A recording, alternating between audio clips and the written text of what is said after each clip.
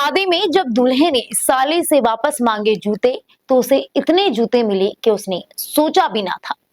दरअसल शादी चल रही थी, सब कुछ अच्छा चल रहा था, सब एकदम बढ़िया चल रहा था। सारी रस्में चल रही थी, सारी रस्में पूरे होने को थी, दुल्हन दूल्हे की होने को थी। फिर उस रस्म की बारी आई जिसका इंतजार हर साली और जीजा को होता है। सालियों ने जीजा के जूते छुपाए और फिर जब जीजा ने जूते वापस मांगे तो उन्हें इतने जूते मिले कि उन्होंने सोचा भी ना था। शादी का माहौल संग्राम में बदल गया। शादी की रस्मों के बाद सब घर जाने को थे, लेकिन सबके घर जाने से पहले उनको इतने जूते चप्पल मिले कि जिसका अनुमान उन्होंने लगाया भी ना होगा। दरअसल ये मामला उत्तर प्रदेश के बिजनौर का है, जहां देहरादून के चकरोता से मोहम्मद साबिर की बारात बिजनौर के गढ़मलपुर पहुंची थी। सब कुछ मस्त चल रहा था, घोड़ी, बैंड बाजा, ढोल, नाच गाना। लेकिन जैसे ही बारी आई जूता छुपाई की, जूता चुराई रस्म की, तो वहां शुरू हो गई असली लड़ाई की कसरत। साली ने परंपरा निभाते हुए दूल्हे के जूते चुराए और बदले में मांगे सीधे 50,000 रुपए। दूल्हा भी देसी जुगाड़ निकला, बोला 5,000 रुपए में ही निपटा लो।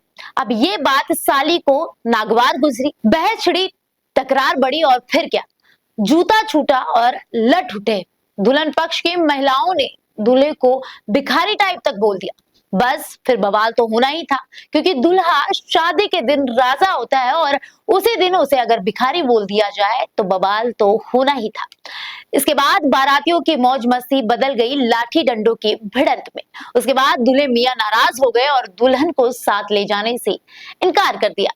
मान मनोबल से बात नहीं बनी तो दुल्हन के घर वालों ने गुंडे इकट्ठे किए और बारात को बंधक बना लिया। दूल्हे के पिताजी, दादाजी, हाजी, भाईजान, जीजा सब पिट गए। घंटों के बाद पुलिस ने आकर दूल्हे मियां और खानदान को वहां से रिहा कराया। अब दूल्हे मियां थाने में खड़े होकर अपने ऊपर हुए जुल्म को बयां कर रहे हैं। शादी में क्या कुछ हुआ ये आप दूल्हे साबिर की जुबानी सुनिए। सर मेरा नाम मोहम्मद साबिर है।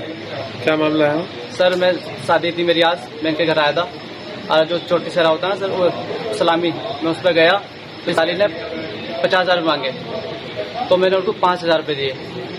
तो उन्होंने बोला, जो और लेडीज थी, कि अपने पास रखते तो भिखारी है, ऐसे करके बात करी। ठीक है सर।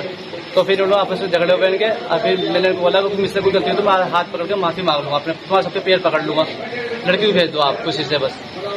ठीक है। और ये इन्होंने फिर हमें रूम में अपनी बैठक में बंद करके हमारे वालिद साहब को, हमारे हाजी जी को, हमारे भाई को और हमारी भाभी को, हमारे भतीजे को, सबको मारा सर। बाहर से लड़के बुला रखे थे, जितने भाई थे सब ने मारा सर हमें।